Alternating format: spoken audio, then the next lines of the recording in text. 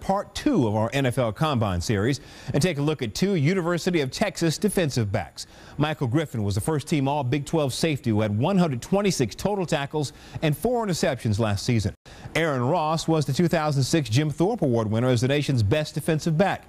Both players followed the lead of former teammates who were training for the Combine at Athletes Performance in Tempe, Arizona.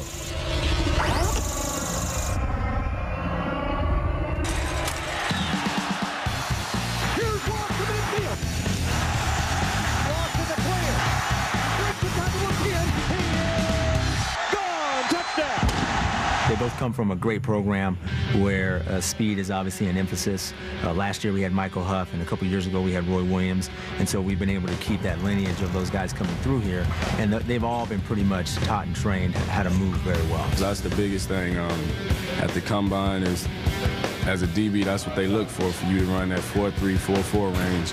And all my life I've been running that range, but it's sort of different when the NFL scouts are clocking you. So I just want to live up to that potential.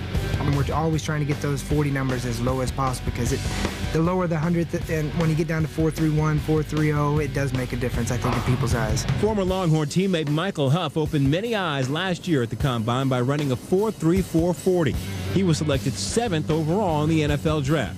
Ross and Griffin know there are other parts of their training that need attention in order to help their draft stock. I thought I had my short shuttle down. That's something I'm really good at in a punt returner. And they showed me little techniques that'll make it even faster. It's just little things that you would never think of. Quick as a cat. He changes direction very well, and I think he's bigger than most people think he is. He's a good size corner.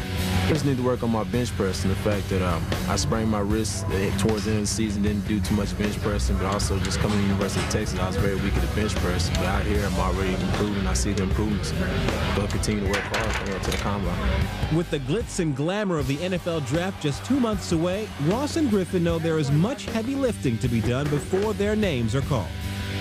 Anytime we break up, we always say get money or something, work hard to get money, but we never think about, I wonder if I'm going top 10, I wonder if I'm going late first, early second. It never comes up. I just go out there and give it all I got. If it's not good enough, it's not good enough. But as long as I know in the back of my mind that I'm out there giving 110%, I feel good about it. It'll be tough until you sitting down waiting for your name to be called. That's the only time I think my heart will just start beating.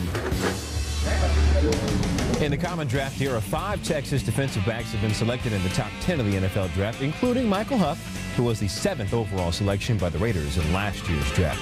Todd McShay breaks down Ross and Griffin's professional prospects.